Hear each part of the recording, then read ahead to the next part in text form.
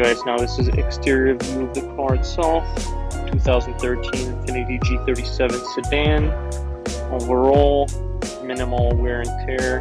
A lot of road trips in this car. I drove it all the way from Long Island, New York to Chicago, Illinois for my career, and as you can see, minimal wear and tear. Predominantly some bumper chips and scratches, but not much at all. Overall, the rear of the car and everything else is not developing any major signs of wear, but just keep it clean.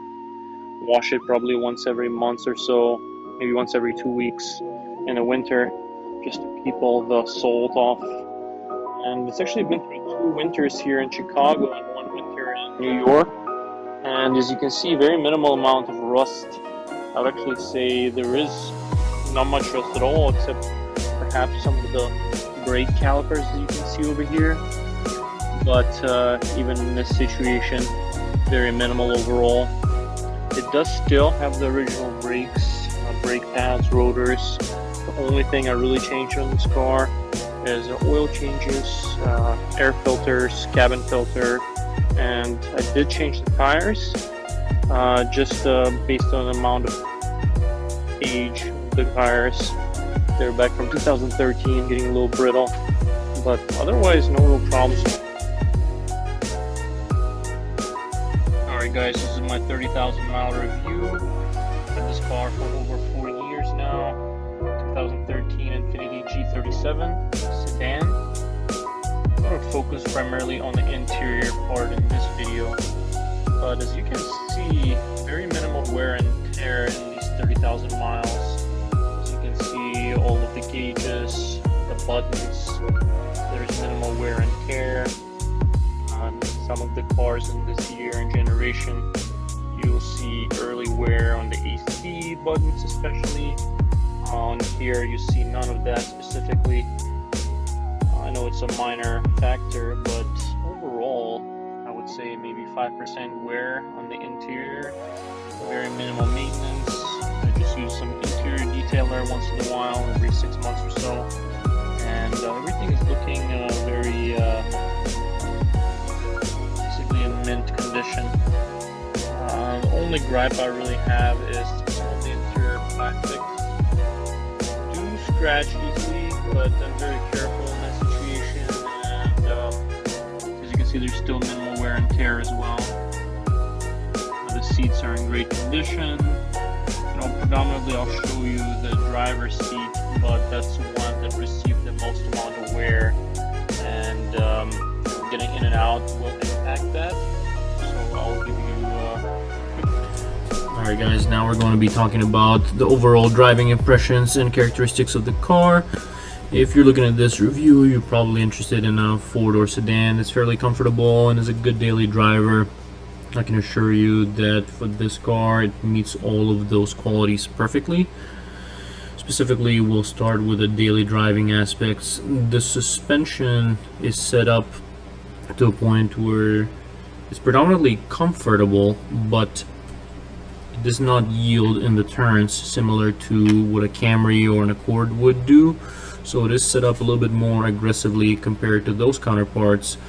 Don't get me wrong, it's not a 370Z or a Mustang or a Camaro, but it does hold its own in twisties. Specifically, a lot of reports come from racetracks and like the Tail of the Dragon in North Carolina. This car actually holds its own pretty well, so no complaints there.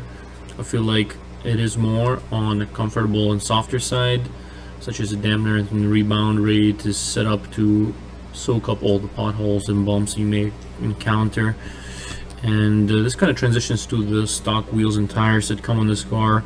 They either come in 17s or 18s for the base and the Journey models, so this kind of goes hand in hand with the suspension, providing more of a comfortable ride. So next we'll transition to the engine aspect.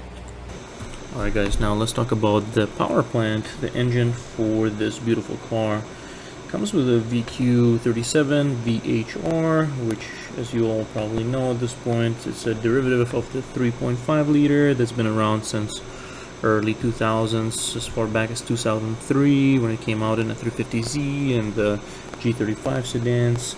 But essentially it does have 335 horsepower. You do need to spin it up pretty high to get all that power, but it does have enough torque, around 270 foot-pounds at 5,000 RPM. So if you coupled with this transmission, it actually is a pretty decent power band, but you do need to rev this engine out to if you really want to get some performance out of it. Not to say it's a slouch at lower RPMs, but compared to some of the turbocharged variants, it definitely doesn't feel as punchy. But that's actually a good thing in many of people's opinions, actually, because you don't have any of the complications and issues that come from having a turbocharged engine. But we'll save that for another video. Essentially, engine feels very strong at all RPMs, stronger at higher RPMs, but it gets the job done, and the car does put down respectable 0 to 60 or 0 to 100 kilometers for the European audience. Essentially, it puts down, my best time was in a 5.6 second range, but I was going slightly uphill. So I think with a good set of tires and minimal amount of fuel in the tank and just everything being appropriately set up, you could definitely get it into the low 5 second range, probably like around 5.2, 5.1. There's some people on the forums or on the internet are putting down the 4.9 range, but they do have modifications, light bolt-ons. If you do start going with the light bolt-ons, you can get into the high 4 second range. It does involve changing out the rear differential to a much more aggressive gearing, but otherwise the engine is definitely adequate for the car and gets the job done. It never feels underpowered. Even by today's standards in 2022, it actually feels right at home on the highway and on the street driving. You never feel like you're lacking power. So essentially that's the drivetrain. Alright guys, now for some closing remarks for this car.